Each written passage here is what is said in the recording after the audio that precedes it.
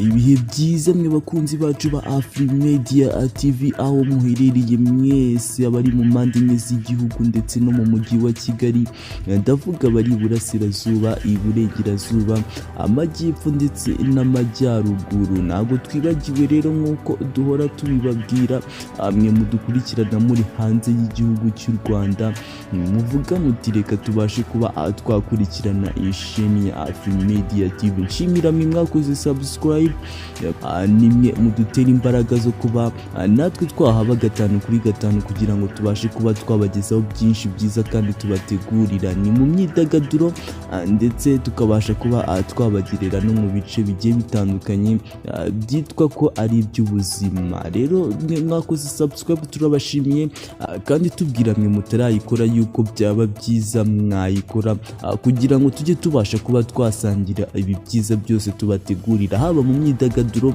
ndetse n'igice cy'ubuzima. Turabasuhuje kandi tubahaye ikaze mu myidagaduro. Kuri uyu munsi twabateguriye, tukaba tugiye kuba twavuga ku bitwa Bahavu na Janet. Uyu na wundi rero mwite Diane wamenyekanye cyane muri CITY MAID, ukunze kuba yagaragara no kuri sheni yabo nka famiye yitwa FLEURY and Janet. Iyi rero niyo sheni navuga yuko ariyo ya mbere muri sheni zaje mu basitari bagiye batandukanye, aho bagenda bakora ibisa nkaho byitwa ari nka prank, maze bakagenda batungurana bagenda bashimisha abakunzi babo. Ibi ni ibintu rero bisa nkaho byatangiye kuba byaza mu basitari bakunzwe cyane hano mu gihugu cy'u Rwanda, nita ko ari nk'abasitari bashinze urugo rwabo, ugasanga kugira ngo baticisha irunga abakunzi babo, bafashe gahunda yo kuzajya bagenda babana nabo kuri izi mbuga zigiye zitandukanye, cyane cyane YouTube, aho bagenda bakora ibiganiro byitwa ko ari nkaho ari amaprank, babikorera mu ngo zabo ndetse n'ahandi hose usanga bagenda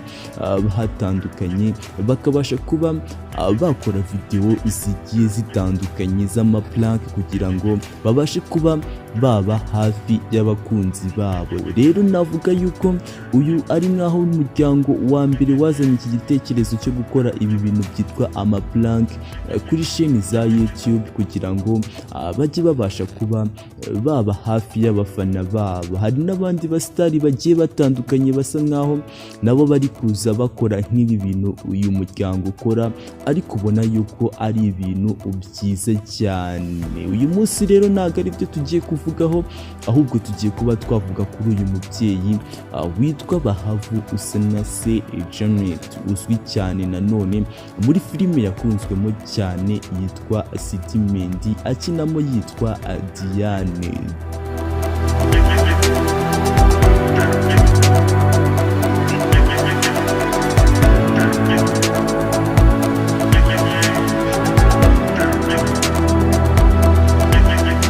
Bahavu rero na Janet, uyu ni umunyarwandakazi wavukiye mu gihugu cy'u Rwanda, akaba umukinnyi w'amafilime nyarwanda ya hano mu gihugu cyacu. Ni umukinnyi rero wamenyekanye muri filime ikunze kuba yaca kuri televiziyo y'u Rwanda.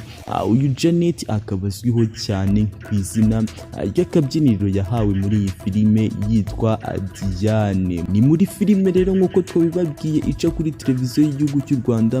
Iyi filime ikaba yitwa CITY MAID, akaba ari filime y'uruhererekane iri guca kuri televiziyo y'igihugu cy'u Rwanda. Usibye rero kuba ngo yakina amafilime, uyu mubyeyi ngo anashushanya imideri, akaba yarigize no kubaho n'umunyamakuru. Byinshi rero bivugwa kuri uyu mubyeyi mu byamuranze mu kazi ke ko mu myidagaduro akora kugeza na n'ubu.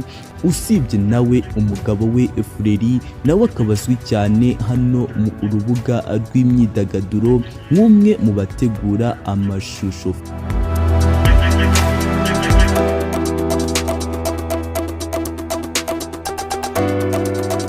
FLEURY rero na Bahavu ngo akaba ari couple yakunzwe cyane ahanini mu myidagaduro, ngo nabo bakaba bari bamaranye igihe kinini bakundana kugeza aho bashinze umuryango wabo, umwe akitwa papa ndetse n'undi akitwa mama. Ni ubukwe rero ngo bwaje kuba hari kuwa gatandatu tariki 27 Gashyantare mu mwaka w'2021, buza kuba bwabera mu mujyi wa Kigali aho bita i Nyarutarama. Tariki rero mu 17 Ukuboza mu mwaka w'2020, Bahavu ndetse n'umugabo we ngo baje kuba basezerana imbere y'amategeko. Ngo icyo gihe rero Ndayirukiye ariwe umugabo we yabwiye igihe yuko ngo nubwo basezeranye mu murenge, ibyemezo ngo byari biherutse kuba byafatwa muri iyo minsi by'abaminisitiri byo gukumira ikwirakwira rya COVID-19 ngo byatumye ngo bigizayo inyuma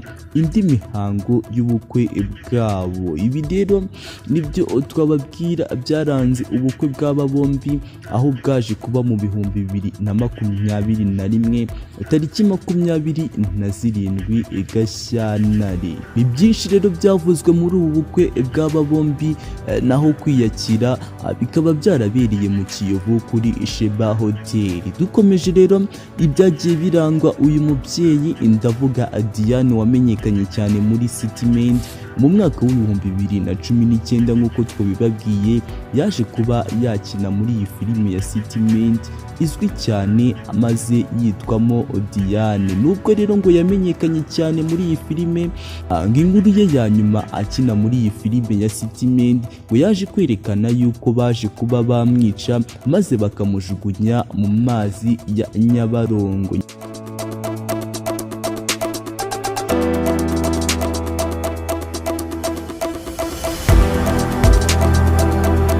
Nyuma rero y'iyi filime ya City Maid ica kuri televiziyo y'igihugu cy'u Rwanda, uyu mubyeyi yaje kuba yakomereza mu yindi filime yitwa Impanga Series, aha hari mu mwaka w'2019. Usibye rero uyu mubyeyi kuba agaragara akina amafilime gusa, ngo yaje kubaho n'umunyamakuru aho yakoraga mu kiganiro cyitwa Christian Celebrity Show cyacaga kuri Christian TV ahagana ku 2 z'umugoroba. Ni byinshi rero byaranze uyu mubyeyi twakunze cyane muri filime yagiye akinamo, cyane cyane filime yakunzwe kandi gikunzwe cyane kuri televiziyo y'igihugu cy'u Rwanda yitwa City Maid, yakinyemo yitwa Diane.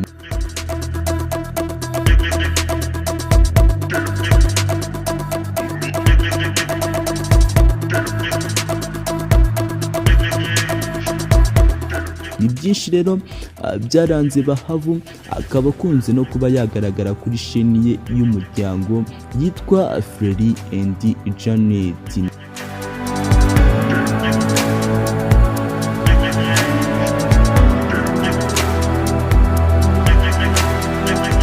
Ibyinshi rero twamuvugaho, reka tube dusubikiye ahangaha, kandi tukwibutsa utarakora subscribe ko wabasha kuba wayikora, ndetse nawe wayikoze tugushimira aho uriho hose, tuvuga duti mukomeze kuba mwabana n'amahoro y'Imana aho muherereye hose. Turabashimiye kandi turabakunda.